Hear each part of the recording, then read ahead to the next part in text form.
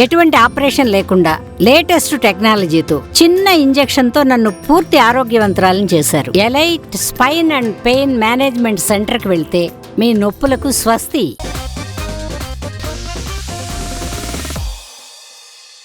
Devara cinema release అవ్వకుండానే hot topic అవుతోంది. నిన్నటి వరకు ప్రమోషన్ల మీద, ఈవెంట్ల మీద, ఇంటర్వ్యూల మీద చర్చించుకున్న జనాలు ఇప్పుడు ఏకంగా స్టోరీ మీద హాట్ గా డిస్కస్ చేస్తున్నారు.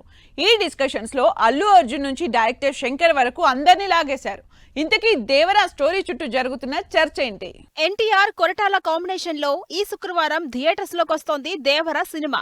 అయితే దేవరా రిలీజ్ కాకముందే స్టోరీ గురించి రకరకాల చర్చలు జరుగుతున్నాయి. లేటెస్ట్ గా దేవరా సినిమా ఫస్ట్ కొరటాల అల్లు అర్జున్ కి చెప్పారని, అల్లు అర్జున్ నో చెప్పడంతో ఎన్టీఆర్ కి చెప్పి ఓకే చేయించుకున్నారని టాక్ నడుస్తోంది. అయితే లేటెస్ట్ గా ఈ రూమర్స్ కి చెక్ పెట్టారు కొరటాల.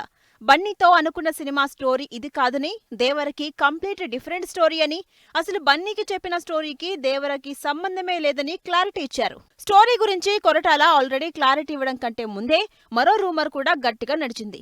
ఏకంగా ఈ డిస్కషన్ లోకి శంకర్ ని లాగేశారు నెటిజన్స్. శంకర్ రీసెంట్ గా సినిమా పేరు మెన్షన్ చేయకుండా ఓ పోస్ట్ పెట్టారు. ఈ సినిమా ట్రైలర్ లో చూసిన సీన్స్ నేను రైట్స్ కొనుక్కున్న నవల నుంచి కాపీ కొట్టి తీశారు. ఈ సీన్స్ తీసేస్తే మంచిది, లేకపోతే చట్టపరమైన చర్యలు తీసుకుంటామంటూ పోస్ట్ పెట్టారు.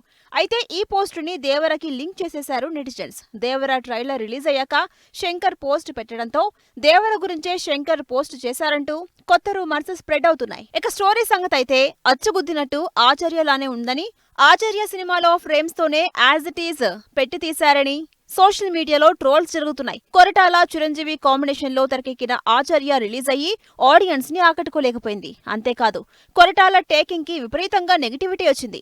ఇప్పుడు దేవరలో లుక్స్, కొన్ని షార్ట్స్, స్టోరీ ఆచార్యలానే ఉందంటూ రకరకాల చర్చలు జరుగుతున్నాయి. మరి వీటన్నింటికి దేవర రిలీజ్ అయ్యాకే తెరపడుతుందేమో చూడాలి.